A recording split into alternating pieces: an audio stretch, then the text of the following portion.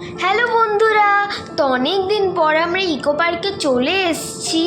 আর এখানে আমরা ঘুরছি জাপানিজ ফরেস্ট। মানে এইটা আমার ফার্স্ট টাইম আসা। তো তোমরা দেখো আমরা কোথায় কোথায় যাই। আমরা ঢুকেই প্রথমে দেখলাম যে কি সুন্দর বড় বুদ্ধ ঠাকুরের মূর্তি। আর আমরা আরও অনেক জায়গায় যাব, তো তোমরা দেখো।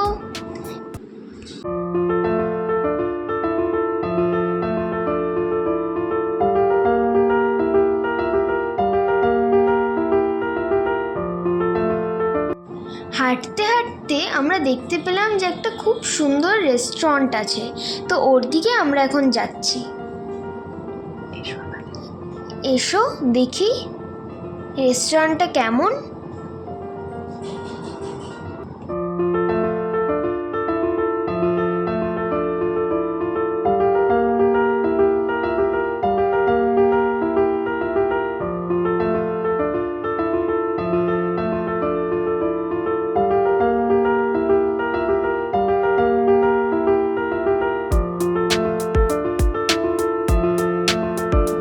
এবার আমি বলি যে আমি কাদের সাথে এসেছি। মা আর আমার মাসি। আর এই যে এইটা আমার মাসি, যে আমাকে মিনিটে মিনিটে ফটো তোলার জন্য খুব বিরক্ত করে। দেখো না, দেখো না, টানছি আসছে না, দেখো দাঁড়িয়ে আছে ফটো তুলবে বলে। দেখো, ওই দেখো, দেখছো, এই যে এবার আসছে। চলো এবার আমরা জাপানিজ ফরেস্টে অন্যদিকে কি কি আছে সেটা দেখতে যাচ্ছি হাঁটতে হাঁটতে। চলো তাহলে দেখি আর কি কি আছে।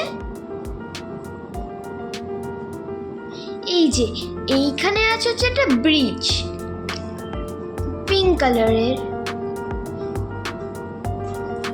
খুব সুন্দর।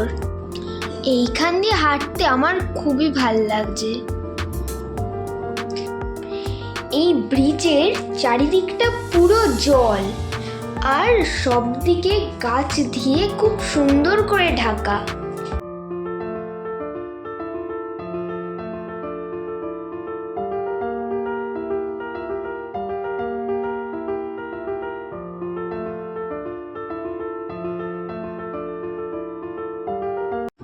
এবার হাঁটতে হাঁটতে আমি দেখতে পেলাম যে এখানে একটা হ্যারি পটারের ব্রুম আছে।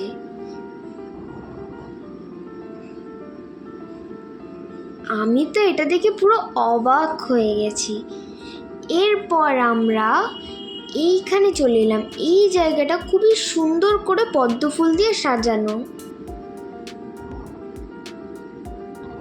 এরপর আমরা চলে এসেছি এই জায়গায়, এর নাম হলো পাগোডাতে।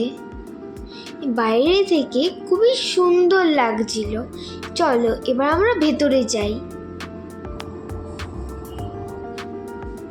ভেতরটাও খুবই সুন্দর।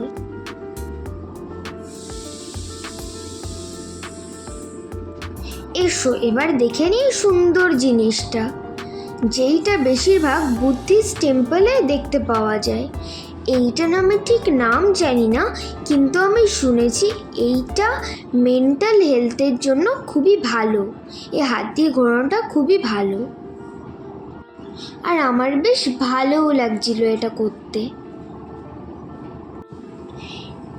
এরপর আমরা যাচ্ছি টেম্পলে, যেখানে ঢোকার সময় লেখা ছিল যে জুতো খুলে ঢুকতে হবে।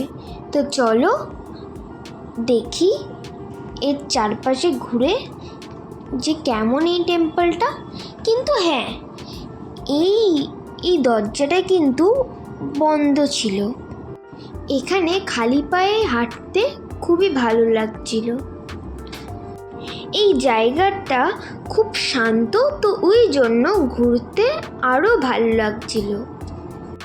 আর চারিদিকটা খুবই পরিষ্কার।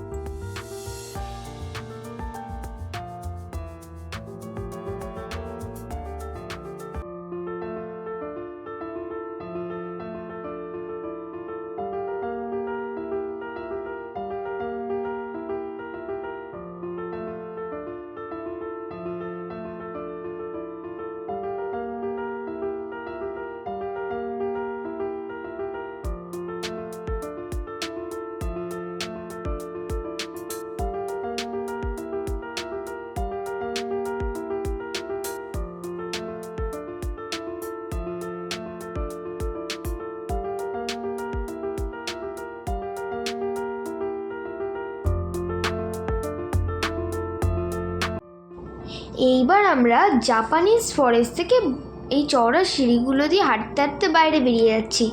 সারাটা দিন খুবই মজা হলো। তো আবার দেখা হবে আপনাদের সঙ্গে নেক্সট ব্লগে। টাটা।